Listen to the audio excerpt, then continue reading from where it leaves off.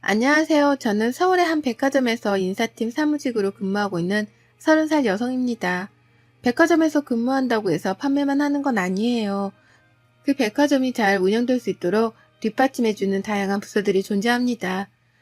저는 3년째 전문대에서 비서학과를 전공하고 졸업과 동시에 취직이 된 탓에 근무한 지는 제법 되었네요.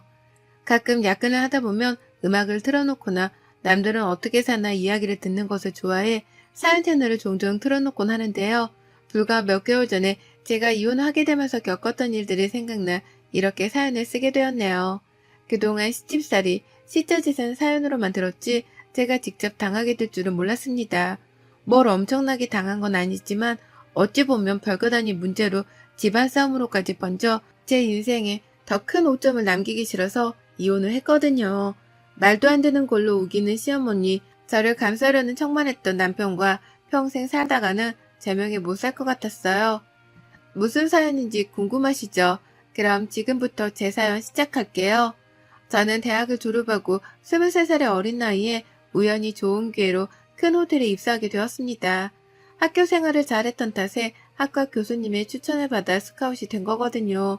물론 처음 사회생활을 시작한 거라 서툰 점이 굉장히 많았습니다. 실수도 많이 했고요. 다행히 좋은 사수를 만나 금방 업무에 적응할 수 있었고 국어 점수도 잘 챙겨받은 덕에 5년 만에 팀장 직급까지 올라 월급도 세후 400 정도로 넉넉하게 벌고 있었어요. 전문대를 나왔음에도 불구하고 제 또래 친구들에 비하면 정말 많은 돈을 벌고 있던 거죠. 돈은 꼭 필요한 때만 쓴다는 주의여서 휴대폰 요금이나 교통비, 기타 생활비를 제외하고도 280만 원 정도를 저축할 수 있었어요. 어렸을 때부터 부모님의 영향을 받아 검소한 습관을 들였던 탓에 가능한 일이었죠. 부모님이 없이 사신 건 아니었어요. 갈비집을 운영하고 계셨는데 호텔 주방장 출신이셨던 아버지가 방송에도 출연하실 정도로 유명한 분이셨는데 덕분에 장사도 잘 되고 홈쇼핑에도 진출하시고 사업의 규모가 꽤 컸거든요. 되도록이면 밥은 집이나 직장에서 해결했어서 식비 자체에 대한 부담은 없었어요. 사회생활을 시작하며 이제는 알아서 살아보라며 백화점 근처로 오피스텔을 얻어주신 덕에 걸어서도 출퇴근할 수 있는 거리였고 아침부터 저녁까지 일을 했기에 딱히 돈을 쓸 데가 없었어요. 가끔 친구들을 만난다거나 저도 여자인지라 쇼핑도 가끔은 하지만 과하진 않아요. 제가 할 수 있는 선에서 해결하는 편이고 일찍 독립을 했던 터라 더더욱 아끼게 되더라고요. 그렇다고 지질이 궁상까지는 아니었답니다. 아무튼 그렇게 정신없이 사회생활을 하고 5년차가 되었을 무렵 입사 동기의 소개로 전 남편을 만났어요. 그 동기가 만나던 남자친구와 결혼한다며 저에게 청첩 정도 줄 겸 저녁을 먹자고 했죠. 그 자리에는 전 남편도 같이 있었어요. 그 동기 애비신랑 친구였거든요.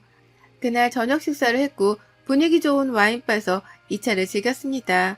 분위기가 무르익으며 남편과 번호를 교환했고 앞으로 친하게 지내자며 많은 대화를 나누었죠. 남편은 그 당시 대학을 졸업하고 갓 사회생활을 시작한 사람이었습니다. 강남에서 유명한 로펌에서 송무직 직원으로 근무를 하고 있다 했죠. 대화 코드도 잘 맞고 유쾌하고 저를 세심하게 대해주는 모습에 조금씩 호감이 생겼고 그렇게 저희는 연인 사이로 발전하게 되었습니다. 사랑에 눈이 멀었던 탓일까요? 1년 전후의 연애를 끝으로 저희는 결혼하게 되었습니다. 양가 집안에 인사를 드리고 상견례까지 마쳤죠. 모든 게 일사천리로 진행되었고 그렇게 저희는 양가 집안의 축복을 받으며 행복한 결혼식을 올렸습니다. 남편은 호르몬이 밑에서 자랐고 밑으로는 남편과 1살 차이인 시동생 그리고 시누이가 한 명 있었어요. 남편이 고등학생 시절 시아버님이 돌아가신 바람에 시어머니 혼자 자식을 셋을 키우셨고 그 바람에 시어머니는 특히나 아들 부심이 대단한 분이셨죠. 상견례 자리에서 농담삼아 이제는 며느리 덕 좀 보고 살아야 한다는 말을 하셨는데 그때는 그저 남편을 사랑하는 마음이 컸기에 그 말이 무슨 의미인지 몰랐습니다. 결혼을 하고 행복한 신혼생활이 시작되는가 싶었는데 아니나 다를까 저도 늘 남의 이야기로만 듣던 시집살이를 당하게 되었습니다. 상견례를 할 때까지만 해도 그냥 아들 부심이 조금 있는 시어머니인 줄 알았는데 결혼하고 나니 태도가 약간은 돌변하시더라고요. 며느리 덕 좀 보아야겠다는 말을 입에 달고 사셨거든요. 오피스텔을 정리하고 그 돈을 합쳐서 신혼집과 혼수를 장만했는데 시댁에서는 나이 어린 시동생들이 있고 많이 보태주지 못한다며 3천만 원을 주신 게 전부였거든요.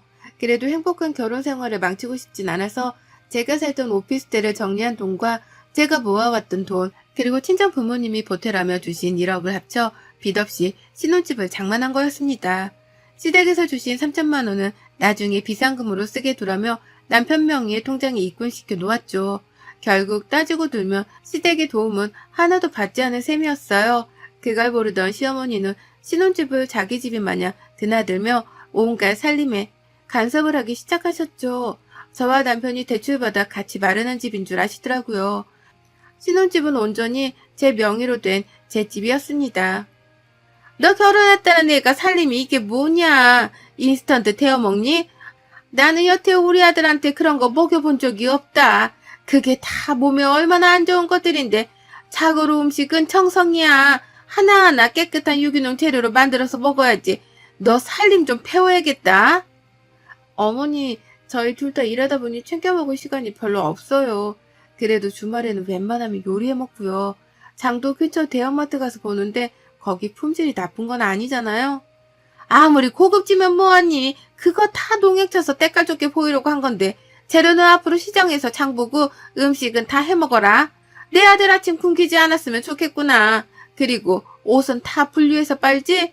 속옷은 반드시 손빨래 해야 하고 또. 어머니, 제가 아직은 많이 부족하지만 열심히 노력할게요. 많이 가르쳐 주세요.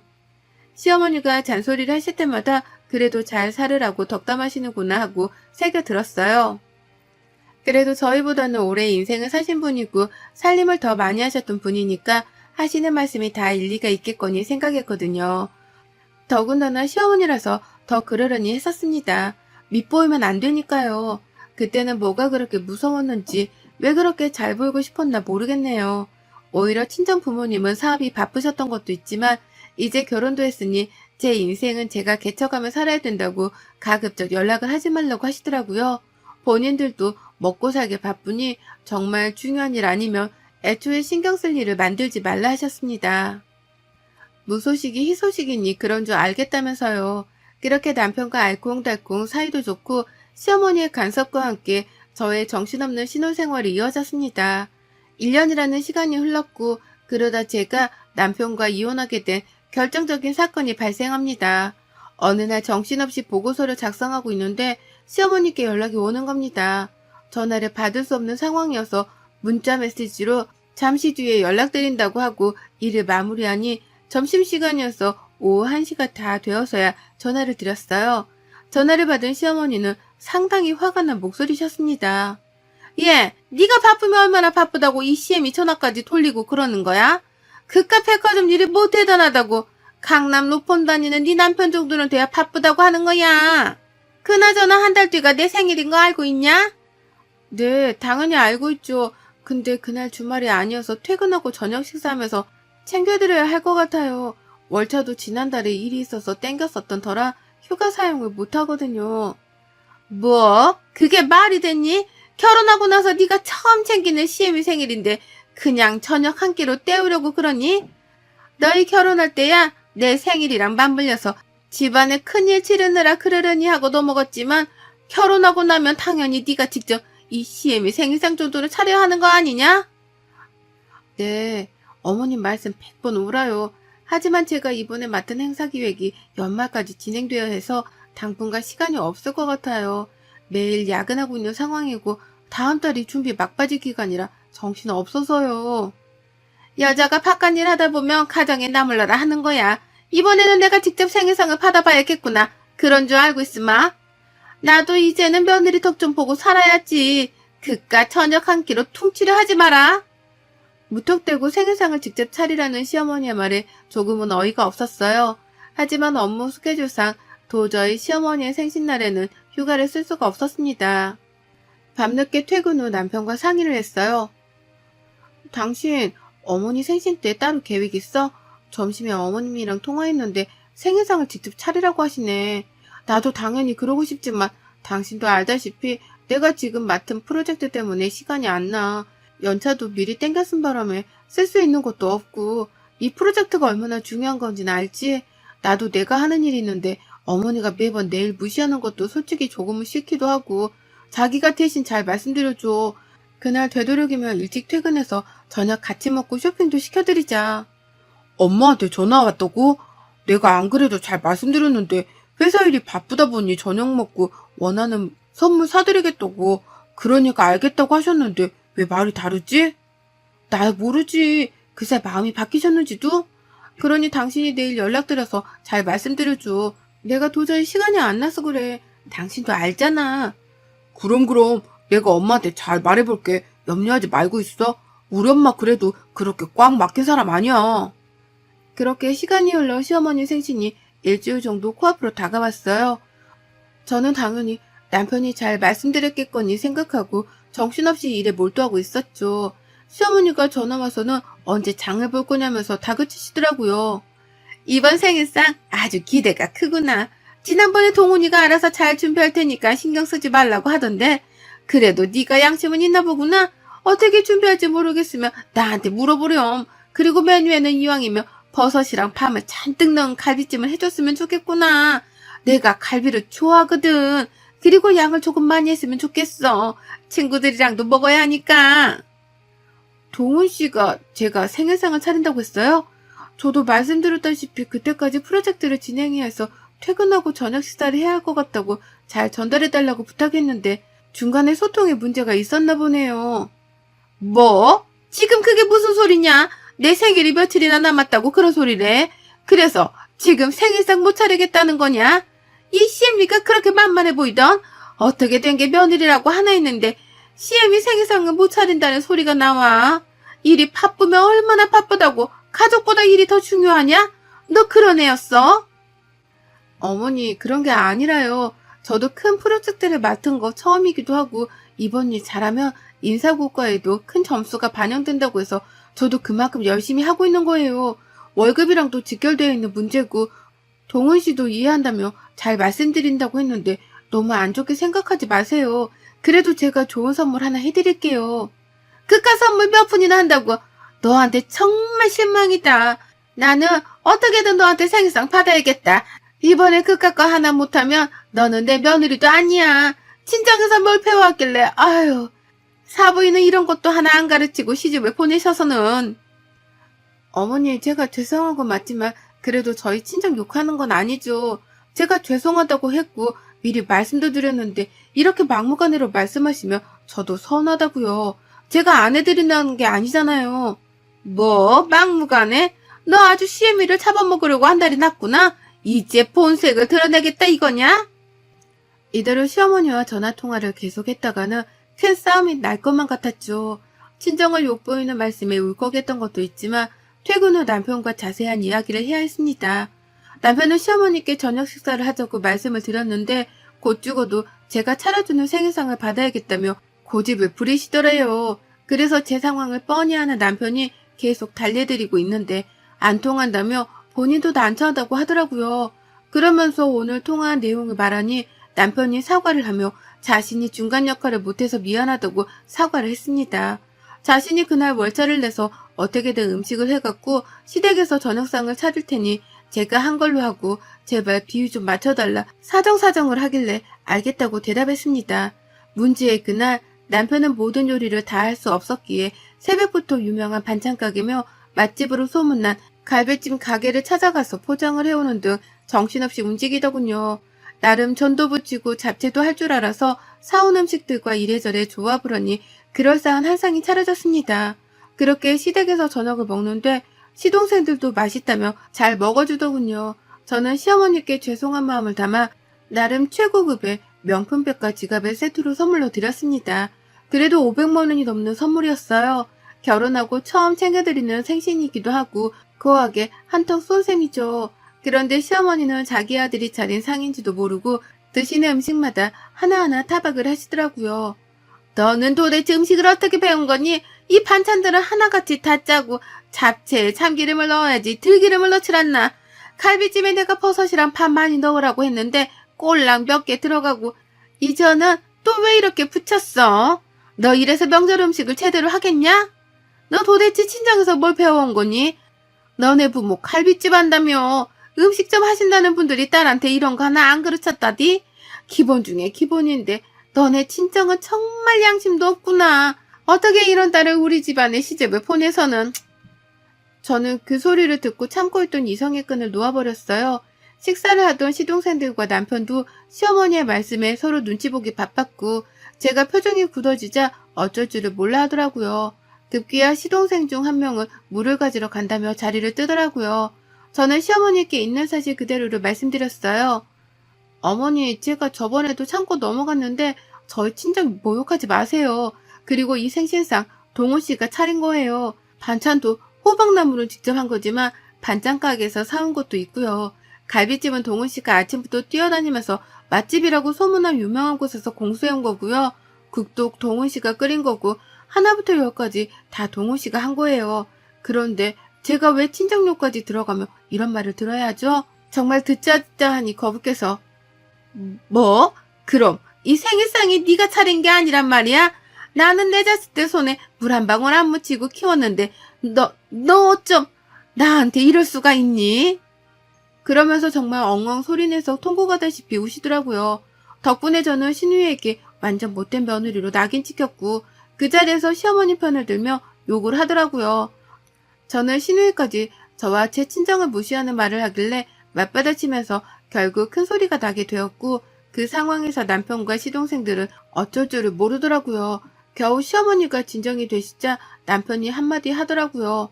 아니 그러니까 엄마는 왜 바쁜 사람한테 생일상을 차리라고 억지를 부려서는 이런 사단을 만들어?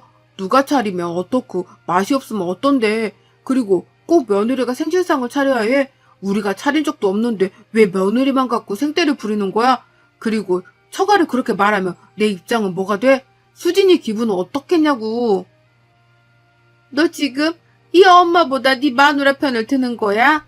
내가 네 아버지 죽고 너를 어떻게 키웠는데 네가 감히? 그러고 당신도 너무해. 그냥 조용히 넘어갈 수는 없는 거였어? 굳이 그렇게 맞받아치면서 같이 욕하니까 속이 시원하니? 네가 솔직히 한 게 뭐가 있어? 며느리로서 최선을 다했니? 정말 뭘 배워온 건데? 당신 말 다 했어? 뭘 배워왔냐고? 내가 먼저 말했지? 내가 일 때문에 사정이 이러저러 하니 당신이 잘 말씀드리라고. 나라고 시어머니 생신상 안 차려드리고 싶었겠어? 어쩔 수 없는 상황이었잖아. 미리 말을 안 한 것도 아니고 당신도 알겠다며.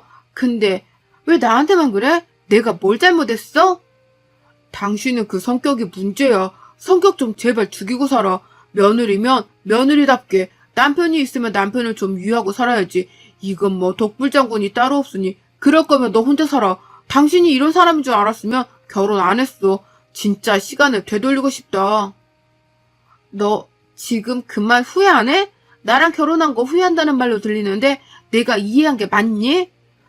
그래 후회해. 옛말 틀린 거 하나 없다더니 집안에 여자 하나 잘못 들이면 불화가 끊이질 않는다던데. 기가 찬다 기가 차. 나도 더 이상 이런 직구성이랑은 엮이기 싫어. 그래 이혼하자. 너랑 내가 평생 같이 살 일은 없을 거야. 살다가 내가 제명에 못 살고 죽지 안 그래? 조만간 서류 보낼 테니까 소송까지 가고 싶지 않으면 얌전히 사인해야 할 거야. 알겠어? 이런 직구석? 이거 완전 미쳤네. 너 정말 말 그렇게 할 거야? 그래 해볼 수 있으면 해봐. 이혼? 그게 그렇게 쉽게 될 것 같냐? 어? 저는 끓어오르는 분노를 참지 못하고 그 자리를 박차고 나왔어요. 시동생들은 저를 붙잡으며 흥분을 가라앉히라고 했지만 시동생들이 관여할 문제는 아니었기에 잡는 손을 뿌리치고 신혼집으로 돌아왔습니다. 다음날 회사에 사정을 말하고 저는 시청으로 가 이혼서류를 가지고 왔습니다. 퇴근하는 남편에게 이혼서류를 내밀자 코웃음을 치며 그냥 이혼은 못한다고 큰소리치더라고요. 시어머니도 전화와서는 어디서 배워먹은 버릇이냐며 욕짓거리를 하셨지만 그럴수록 제 결심은 확고했습니다. 원만한 합의가 이루어지지 않자 남편 쪽에서는 먼저 소송을 걸더라고요. 재산 분할이며 위자료까지 청구한다면서 말이죠. 그나마 다행인 건 아이가 없다는 거네요. 그렇게 저도 변호사로 근무하는 친구의 도움으로 소송을 진행하게 되었습니다. 혼인신고를 해서 재산의 반을 나누어야 하고 위자료로 1억을 요구하는 미친 제안에 대한 맞소송을 진행했어요. 업무 특성상 간혹 언쟁을 하는 경우가 있어서 통화를 하면 자동으로 녹음을 하는 어플을 깔아두었고 덕분에 시어머니와 남편이 제게 퍼붓던 욕설, 온갖 대화를 다 증거자료로 제출했어요. 그리고 신혼집을 구매하며 남편의 돈이 단 한 푼도 들어가지 않았다는 증거를 제출했습니다. 처음에 말씀드렸던 시댁에서 준 3천만 원 기억하시죠? 그거 정말 한 푼도 안 썼거든요. 사회초년생이랑 급여가 250 정도밖에 되지 않았던 남편은 그 돈으로 품위 유지비며 차를 산다는 이유로 월급을 각자 관리했던 탓에 정말 신혼집에는 단 한 푼도 보태지 않았거든요. 심지어 관리비나 공과금도 제가 다 부담했습니다. 제가 더 여유로웠고 충분한 자금이 있었기 때문에 누가 뭐라고 어디에 나눠 쓰고 세세하게 그런 것까지 신경 쓰지 않았거든요. 결국 재판은 저에게 유리하게 적용했고 오히려 남편은 저에게 위자료 3천만 원을 지급하라는 판결을 받았습니다. 하지만 남편은 돈이 없다며 배째라는 식으로 나오더라고요. 알고 보니 시어머니가 준 그 3천만 원으로 자기가 타고 다니던 외제차를 산 거였어요.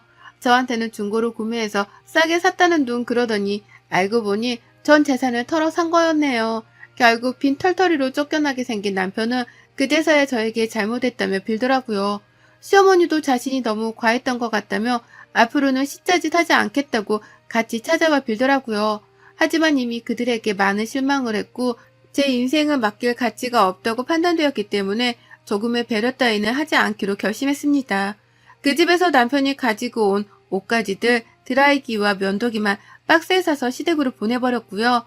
저는 필요한 옷가지만 챙겨 친정으로 들어갔습니다. 신혼집은 어떻게 했냐고요? 당연히 매물로 내놨습니다. 위치도 좋고 역세권이어서 값이 상당했지만 금방 나가더라고요. 끝까지 남편과 시어머니는 어떻게 이럴 수 있냐며 악다구니를 썼지만 아랑곳하지 않았습니다. 오히려 접근 금지를 신청했고 모든 연락을 차단시켜 버렸죠. 저와 연락이 닿질 않자 친정 부모님이 운영하시는 가게까지 찾아갔다가 부모님이 신고한 덕분에 경찰에 끌려가고서야 그 뒤로 찾아오지도 않는다더라고요. 저는 인생 공부했다 생각하고 정신없이 일만 해오며 살고 있어요. 아직 반년도 채 지나지 않은 시간이지만 그 짧은 시간에 많은 걸 느꼈습니다.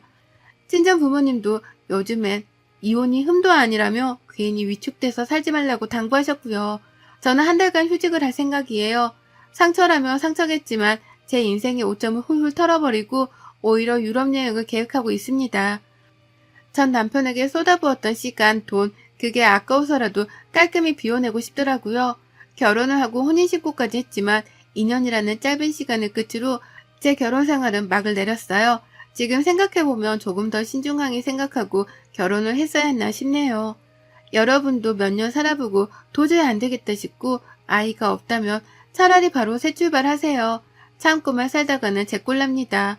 요즘엔 이혼이 흠도 아니니까 당당하게 내 자신을 위해서 살아가도 좋다고 생각합니다. 여러분의 생각은 댓글로 남겨주세요. 오늘도 시청해주셔서 정말 감사합니다.